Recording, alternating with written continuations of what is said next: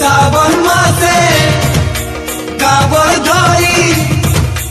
जाऊँ जिमा हो बोल बम बोल बम बोल बम बोल बम बोल बम बोल बम बोल रे ए भाई बोल बम बोल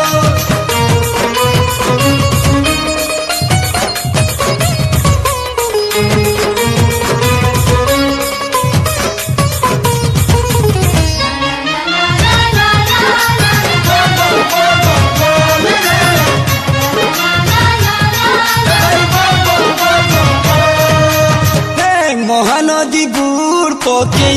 कांधे पानी भरा बुई महानदी बुड़ पके कांधे पानी भरा बुई शिव नाम गाई गाई बोल बम जीमा भाई जय हो बाबा बोला बाबा पार करबा जटिया बाबा पार करबा बोला बाबा पार करबा शिव गुड़ी थी पांडोलाले जीवन बाबा जल तोरबा जय हो बाबा भोला बाबा पार करबा जटिया बाबा पार करबा भोला बाबा पार करबा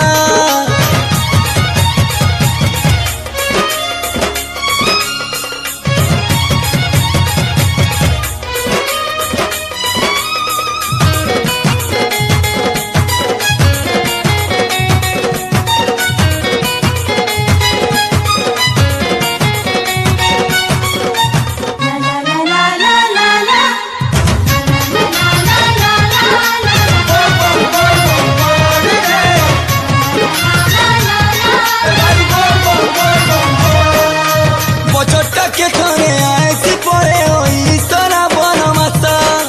चार पाली है पांच पाली है बोल बम झिमासा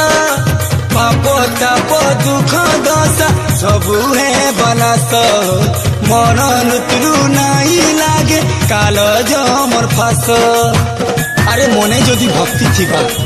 दिही के ऐसी शक्ति शिव शिव जपी जपी जीव पासी मुक्ति चरने सड़क पसिले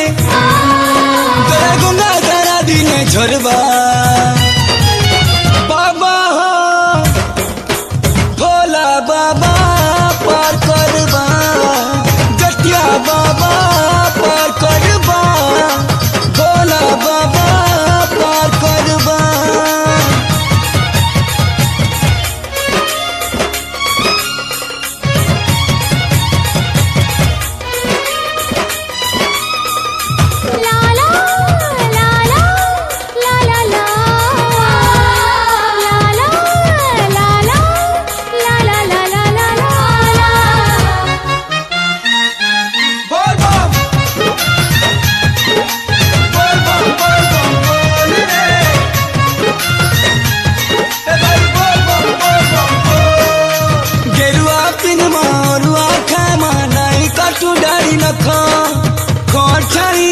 तले सीमा टूटा सोरा बंजाक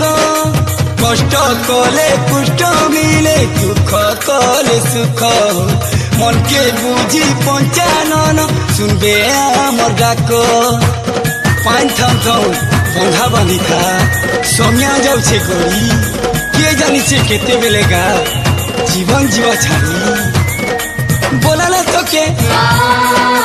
गुहारी कले सब दुख से दूर करबा ओ बाबा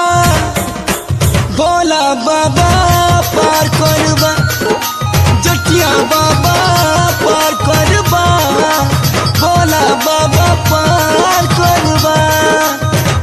महानदी बुड़ पके कांधे पानीर भारा बुही महानदी बुड़ पके कांधे पानीर भारा बुही शिव नाम गाई गाई बोल बम जीमा भाई जय हो बाबा भोला बाबा पार करबा जटिया बाबा